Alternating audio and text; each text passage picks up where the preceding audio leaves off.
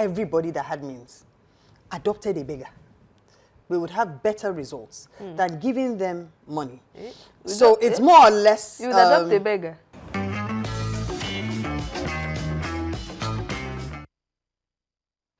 All right, welcome back to the big conversation here on Dominion Television. Now, let's talk about something that's become almost impossible to ignore on our streets. The growing menace of street urchins and beggars. From traffic lights to marketplaces, under bridges and even bus stops. They are everywhere.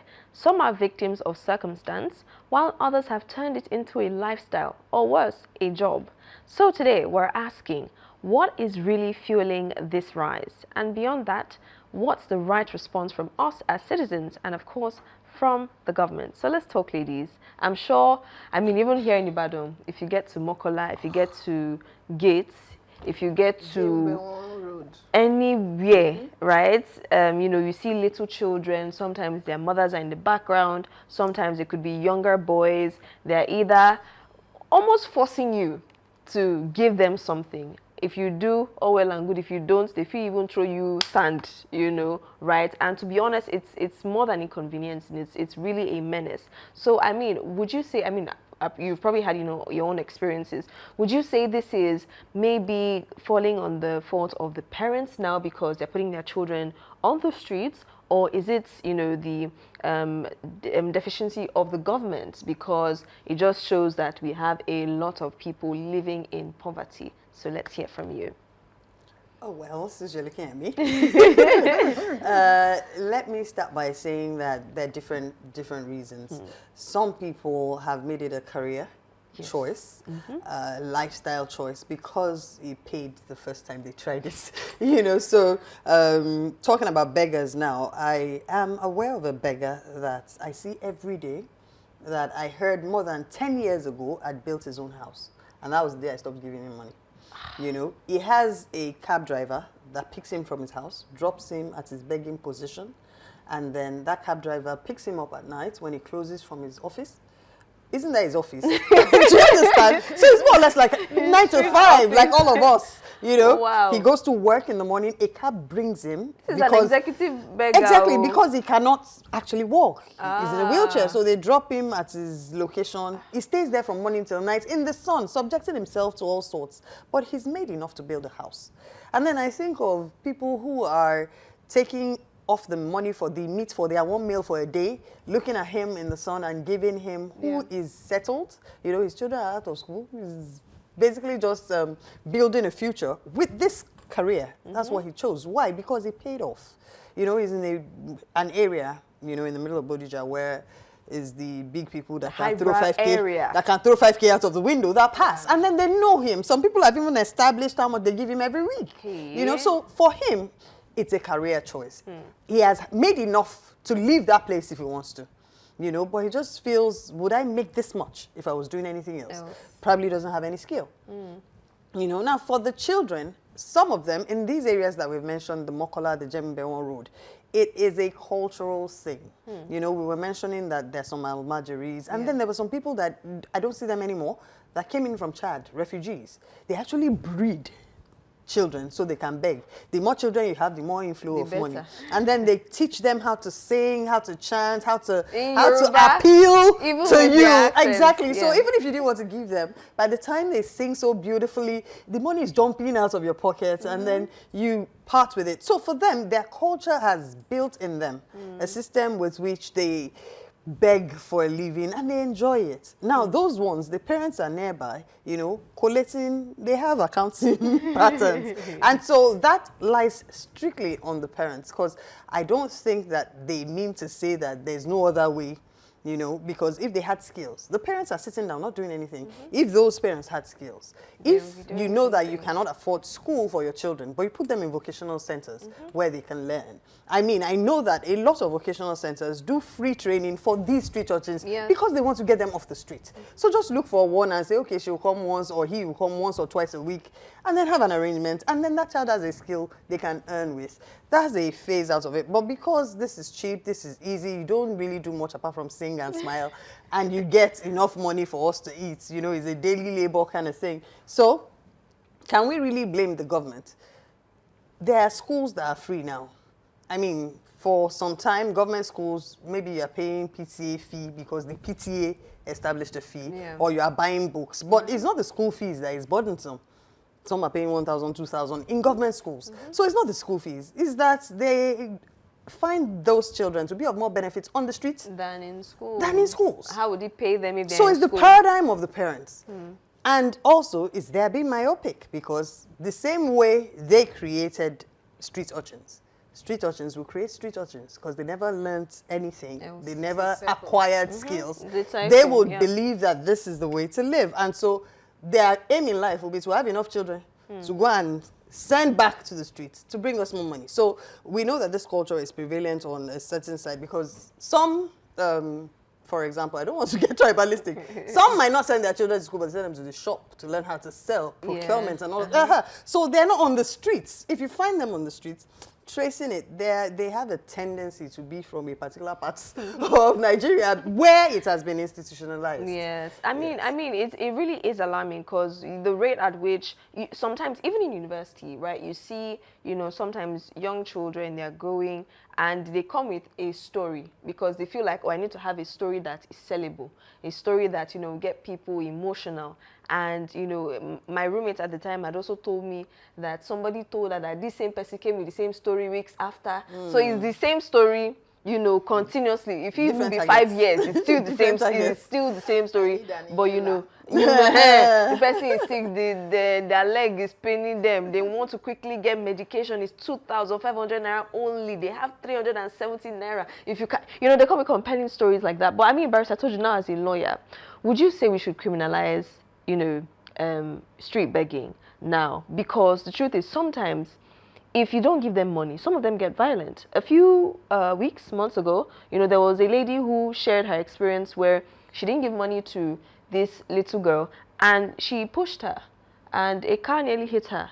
Right? So some of them get violent because you don't give them money. Some of them, could attack your cars. Now we even see in restaurants when you park, I don't even know why the security would let them hang around. So you're even scared, do I leave my car here? Can I leave my property in this kind of place when they're around? So should we criminalize it really?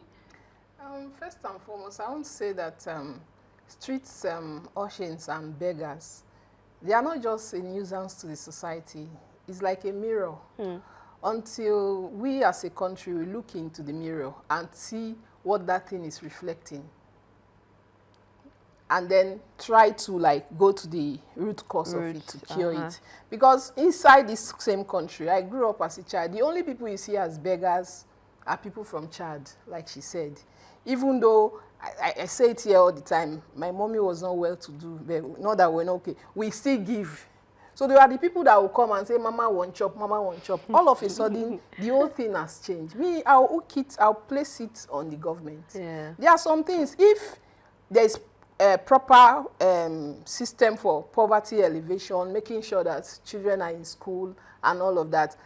Like we are talking of child minor getting married. If there are laws that, people are enforcing it, there are some things that will not happen. So until we look into the mirror and say, this thing, what are we seeing truthfully, and then tackle it head on. I don't even think that they should be criminalized, because some of them, they become criminals because they become hardened and everything. And they face all kinds of, those children are being raped, sodomized and all whatnot.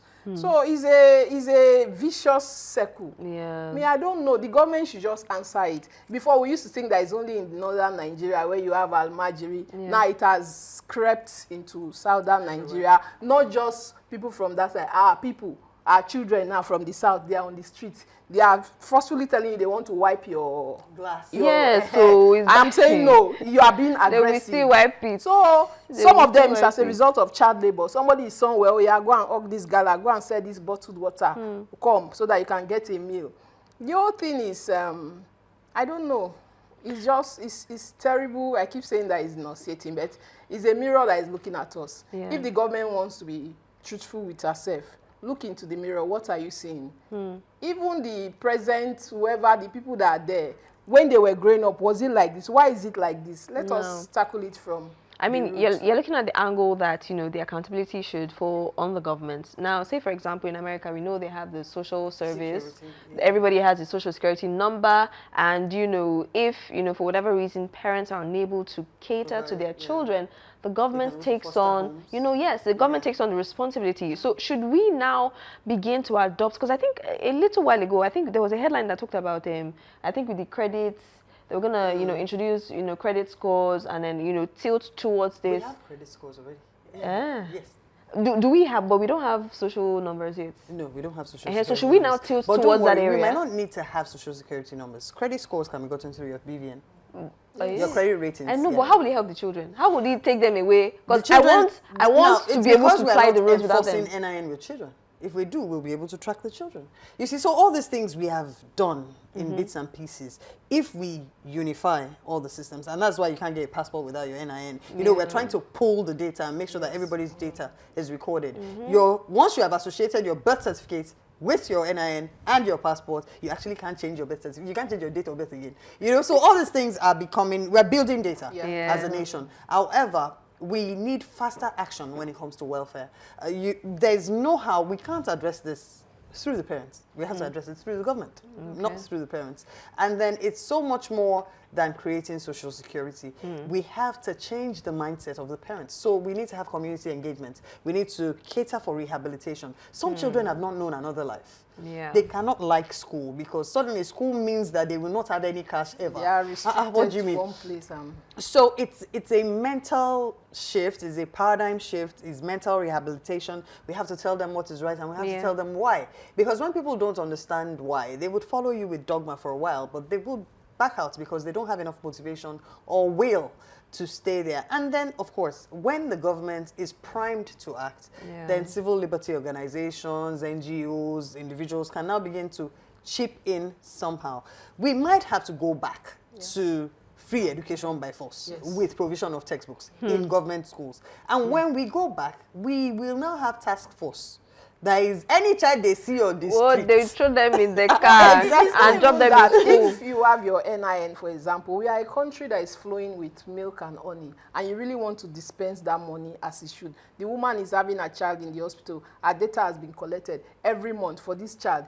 We have enough money to do that. But some people, they sit down somewhere, they want to be squandering the money, flying in their whatever. They don't care what is happening. Then you want to come and criminalize innocent children that you have turned into monsters and ogres on the streets. Because really, I want to live in a Nigeria where I'm riding the streets of Lagos or Ibadan and the streets are clean, not just clean or free from dirt, but also from all the children just hanging around, somebody knocking on the window, somebody, or if you're walking, somebody is holding your leg, or they're tapping you, auntie, oh God, that thing really does irritate me. But I mean, I think initially maybe the intention, like you mentioned, is really from, okay, they're experiencing poverty they really do not have, and the first time they tried it, it now worked. And you know, you also mentioned that sometimes you might want to try rehabilitation and we don't know if it's even going to work. So is it not even realistic, or would we say rehabilitation is a lasting solution? Because like we've already established, this is all they've ever known. They get to the street, they ask for money. At least if you don't answer me, if I go to this, so by the time I knock on her door, at least she will vex and give me, you know, something. So would we say, you know, that is a realistic and achievable, you know, solution? Or if not, what is for, you know, this whole street begging and getting the children off the road, so that we will not wait till we have to bring task force more to throw them inside the car to pack them away. Because even when you throw them into the car, they will come back. They will go back. If not there, another place. Them. Yes. And then apart from the government, there are some NGOs. All they do, they get grants like back to back. Some of them, they just do a little bit and then the remaining. Because if from what United Nations, they've been pumping money into all these civil society, non-governmental NGO. At least do something. Let somebody see that there's a shelter in Ibadan that an NGO is running truthfully. Okay. At least. And then the children on the street, they are seeing that from this place, this person has changed. Look at our NTA or TBC, they came to interview the child. That thing can be like a stimulant or like a catalyst to like ginger a child's mind to want to be like, okay, if they are here, they have free meals. The parents are not thinking like, okay, if you don't go and beg, or you won't get meal, you know, and all of that. I don't know, I still place it at the foot of the government because we have money. I'm from an oil producing village. In my village, if I stand there, you can feel the pressure of the oil moving. But that place, you cannot erect a block building because all you have to do is fill the place and reclaim the land. I'm not even blaming government because the villagers to the elders there, they are dead. Everybody wants to grab and grab and grab. So like I said, until we look into the mirror and say, okay, let us deal with this thing head on and go to the root cause. It will continue to be there. If you like, put them in Agodi. Even in Agodi, I heard that some people do Yahoo there. In the prison? Yes. Inside the prison? Yes. They are doing Yahoo inside the prison? Laptop, yes. And like I said, and maybe the executive, the executive prisoners, because maximum security place. Talking about rehabilitation, though, there are different aspects to it. You know, rehabilitation means that you are going to be taught in a way that you can be reintegrated into society. So we're not just saying rehabilitation, pack them off the streets. That's why I said it depends on where you're taking them to. True. Where you're taking them to, you take them to a shelter. They have a place to stay. Many of them, after begging, hide under one bridge until the next morning. They have a place where they have their bath, maybe corrugated sheets covering for privacy. That's not decent. That's not living, you know. So we must, when we say rehabilitation, integrating them into society is going to take so much more. When I was studying in South Africa, I realized that they have these shanties, you know, where people, like 50 people can be living in one hut. And that hut can grow up anywhere at any time. Their law actually permits people who don't have houses to put cardboard together and say, this is my house, I've claimed it as my own. But what does their government do? Their government goes and builds a building, maybe 20 apartments, 30 apartments. They now go and destroy that house and move them into the... So everybody from that place that is recorded, you know, because you register that that's where you live, that is recorded as living there, is moved into a house. Now, it might be one toilet, it might be nothing fancy, but there is a place to move them to. Right. So the first thing you have done is that eyesore. You know, you want to drive down the streets and see it clean. So that eyesore, that shack that they've put, will go. But you are not moving them without an alternative. You give them a place to put themselves when you move them. Now, she mentioned a meal a day. You don't have to provide 3. On the streets, they probably will get 3. See, you know, they will say, if you want to take care of us complete. Shebi, you advise a meal a day will be watery beans, but you will eat. You are sure. Because now some of them are entitled. To be honest, some of them act entitled. So I feel my fear is, if you now, like, if, you know, government decides to take action, you know, wants to give them, because, I mean, sometimes churches do it, NGOs do it, where they give, because I know, you know, my church back then, they had one, like, just driving down the church, there's a mosque here, there's a Catholic church, there's, I think, a Baptist church and the Anglican church. You're driving down, and it's filled with, you know, beggars. So they decided to, you know, let's start one at a time. They, you know, got this lady, they spoke to her, what is the issue? She said, okay, this one, she has children, she needs to, you know, beg for money. So they said, okay, they got an apartment, 2-bedroom apartment for her, her daughter, and, you know, they said they'll be contributing a little thing, you know, to help her daughter through school every single month. And you know, this lady went back and said she's not going to stay in the house because they didn't furnish it for her. So I'm like, they gave you a house, they're going to put you on stipends, but she just felt, if you want to do complete you now. know that if you take an apartment, if you take an apartment, the most expensive is the furnishing, not the apartment. But on the streets, you will be sleeping on the streets. But at least you have shelter. Somebody say shelter. You have shelter. You have shelter. So I mean, it really. So they just decided, you know what? So the person that did that considered the shelter our most important need. Should have started from our mind. Exactly. They considered the shelter our most important need. And that's why rehabilitation, the most important part of rehabilitation, is changing the mindset of that person that believes that if I don't beg, I can't survive. And so schooling is not just for the children. Even the adult need to be schooled into available opportunities. There are many of us who believe that, you know, ask the average child in Nigeria today, what do you want to be in the future? Either Yahoo boy, politician, or Alaji's wife. You know, they have warped dreams because they have been shown that the society honors the wrong things. It honors the people with the money, irrespective of the means by which they get it. Now, we need to help people understand that there is a large population of people with honest work who make good money and spend it well and live well and can even liberate their entire village from honest gains. Now, unless we begin to put that forward, unless we begin to let people know that the best thing to be in Nigeria is not a politician, you know, people will continue to look for the cheapest way to get what they want. So the mindset renewal is not even just for the street urchins, the ones in class that want to graduate to go and do politics. Simply because they will sit down in their house and people will bring in Ghana must go of money. You know, that's what they've seen, that's what they know, that's what they understand that pays. So the paradigm shift, the mindset change that is going to change Nigeria, it's a lot of work. But we can start one person. You always say that, but see, start from somewhere anyway. No, see, because if the top is not changing, we need other change. If it starts from the top, and our younger ones are seeing that the thing is no longer as profitable as it used to be, that's a mind shift, you know.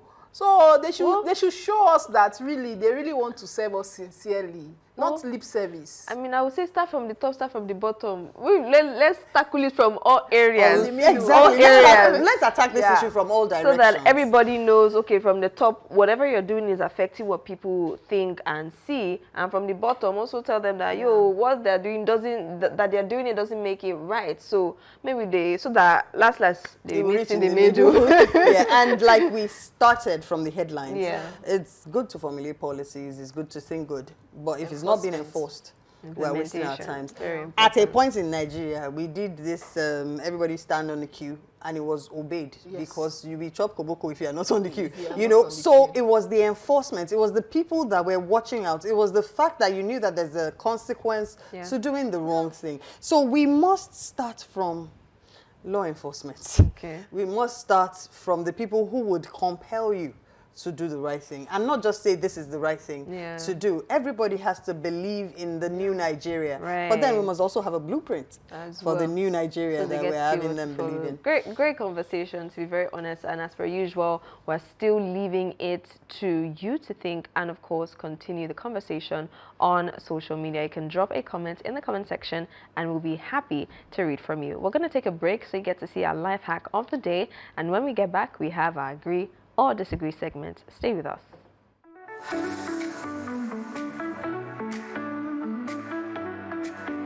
It's the big conversation.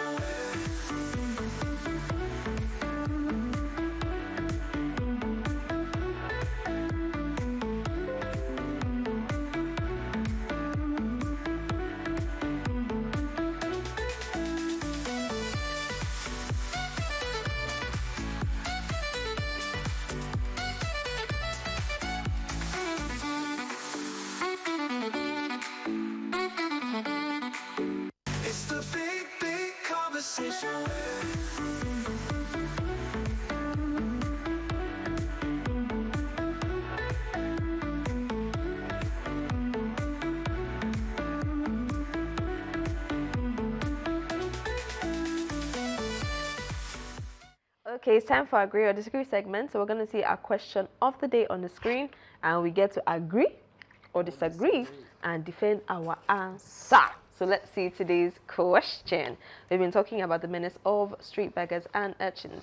Giving money to beggars only fuels the problem. Giving money to beggars only fuels the problem. Agree or disagree with your defense. Giving money to beggars only fuels the problem. Agree or disagree? Barrister Toja, are you agreeing or disagreeing? I'm disagreeing. Okay, I agree. Okay, who will go first? Okay, Barrister Toja, you go first since you disagree. I'm disagreeing because some beggars are really on the streets and they are begging indeed. They are genuine beggars, no career beggars. Yeah. So you cannot know who is faking it. Or you might started as a genuine beggar, now you have made more money, like the example Jumoke used. You don't want to even leave that kind of trade again because you built your house from this kind of thing. What do you want to go and do? So it's not fueling it in any way. I disagree with it totally because you are just helping. Yeah, helping them genuinely. Yeah. Okay, all right. And to get a meal. To get a meal. Okay. So personally, I generally don't give money to beggars because I don't know what that money I'm giving to you is going to do. Right? And then if you already believe that begging is what will get you there, no matter how much I give you, when you need the next meal, you go back to beg. Now, I'm an extremely benevolent person, and so I don't necessarily have to give money to a beggar to make a difference or help someone. So I think if everybody that had means adopted a beggar, we would have better results than giving them money. So it's more or less... You would adopt a beggar? Adopt doesn't mean you're living with me. Ah, okay. So it's more or less giving people fish when you can teach them to fish. So I'd rather take a child urchin, put the child in school, let the child know that anytime your shoes have holes, you can place a call and get a new pair. Is it going to be a boarding school? Now, it depends, like we have rightly said, it depends on the greatest need of that child. If that child is in a house, in a home, that there's window, there's door, there's bathroom, it's not as if, but is no food, no school, nothing else that pushes that child out, then shelter is not part of it. But if shelter is part of it, and the home self is a problem because those ones will not let you live it, so because somebody's paying your school fees now, you not go and beg, then put the child in boarding school. You know, that's why I said people of means, the people that can. You know, there are people that can actually adopt as many as 500. I know that they will create a hostel. There are people who build hostels for homeless people. You know, so if we do what we can, even if it's one person, if it's 5, and you are sure that they are off the streets. Now, many times when I offer people domestic work, it does not have anything to do with their domestic work. They have health insurance. I pay their children's school fees. I try to ease the hurt a little bit more. Now, if more people did this intentionally, then we will not just be, I mean, they would have learned a skill or gone to school, earned a certificate, and then they're in a position to make sure that, it's because of somebody's benevolence that I was able to live the street life and live like this. And then they feel beholden to make sure that at least one person reaps the fruit of their own success. And then the cycle of goodness will keep going on. But if I give you 200 naira, you can't even buy more than bread. You cannot even add coke to the bread. Maximum 3 hours, you are back at that place. Cumulatively, what that beggar will collect from different people will help to buy the person a meal. And your option of taking the person to school, personally, I prefer a boarding school. If not, you know, we said we should start with the mind. Yes. If the mind is not recalibrated, and you are saying you go to one primary school, the child is calculating, if I'm there, I'll make 1,000 naira. In the child's mind, 1,000 is big deal. That she's here, she can't even afford sweet or toffee or whatever. So it's a good option, but some beggars are genuinely begging. That's why I will give. I don't know who is who. And then the Holy Book enjoys me to give. I mean, there's also the role of, you know, religion and spirituality, right? Because yes, truly, we're encouraged to give. But to be honest, even my mom had, you know, shared her experiences. She would give, and then she would turn back and see the person has gone to buy a cigar or, you know, gone to drink, and it really is not the intention of the giver, right? So sometimes, you know, if she sees someone and the person is begging, and then she asks, "What do you really want?" And they say, "Mama, I just want chop." She would go and buy the food and give it to, you know, because that way, you know, I have met a need. And truly this person was begging, truly this person has eaten, and okay, my money has gone to good use. I would not, you know, dispute that fact. But me, just like you said, I genuinely do not anymore give to them because I might not have the luxury to cater to their need at that time. So what I do instead is to give to NGOs because I know they probably would go through, you know, more with trusted to the NGOs. Trusted NGOs. That you know trusted NGOs, right? No, trusted NGOs that I know do, you know, monthly hangouts with them, and not just because I mean sometimes some people just do they will go give people on the street food, but I want to be able to subscribe to the follow-ups, right? Because I don't just want to give you something and you're back on the street, but you know, just like we said, I want to know that, you know, next time you're actually maybe looking for a job, something that will get you off the streets. Because many of these people are able-bodied, nothing to them. And then, you know, sometimes we see people who might be crippled or, you know, and then they are sweeping the bridges and, you know, it's out of, you know, people's benevolence. This one, you're even doing something, go take. They're not directly, you know, begging, but they're trying to show that irrespective of their disability, they're going to do something to earn a living. That's great to see. But, you know, I mean, I just feel I don't want to add to the problem. So directly, really? I wouldn't. If I can, I would rather give. Especially when they see someone with disabilities. You know that, okay, this one, oh, she has been, or he has been confined to the wheelchair. She might be making money, oh, more than even me, but at least I've done my own part, my conscience. Some of them, you see them, they collect the money, food sellers, they are going to buy food. And as a matter of fact, there's some children, I have an office around Gate, there's some children that when they come, I don't carry cash, actually. So I go, I don't have cash on me. And then they see half biscuits in your chair, and they go, okay, give me the biscuits. Yeah, then you know that it's a hunger thing. Biscuits, take. Do you have cold water? Cold water, take. Now, in those kind of situations, they actually rejoice that at least they got something they can eat immediately. But I'm worried for them as well. What if somebody wants to poison them? You know, why would you take eating food, as it is not like it's sealed or anything from a stranger, you know? So, yeah, it's your mindset. It's the same thing with a prostitute that is on the street. Somebody will just come and then you don't even know the person from Madam. You don't know if they want to use you for ritual. Maybe. You just go because your mind is telling you that, I must make this 2K, I must They're make not this even 20K. thinking poison. Yeah, you're not thinking straight again because, I don't know. Another question mark. Today's third question mark. But I mean, before we wrap up the show, let's see our wise words on the web. Okay, Barrister Toju, can you read it for us? Okay. If a free society cannot help the many who are poor, it cannot save the few who are rich. John F. Kennedy. All right. That sums it up. Great conversation for the society. Yes, great conversation. Thank you so much, ladies, for spilling some wisdom here and there. And of course, just like we've said, a lot that we've thrown out to the governments, to parents, and of course, it's a thing of the mind as well. It's a great and deep, necessary conversation we've had today. Street urchins and beggars may seem like part of the city's background noise, but they're a mirror of what society chooses to ignore, just like Barrister Toju said. So as we wrap up, remember, awareness is one thing, action is another. Every voice counts in pushing for a safer, more inclusive environment for everyone. Thank you so much for tuning in to the big conversation today. I am still Osara Nomasaba, the Edo Queen. My name never changed. Until next time, stay thoughtful, stay kind, and keep watching The Big Conversation.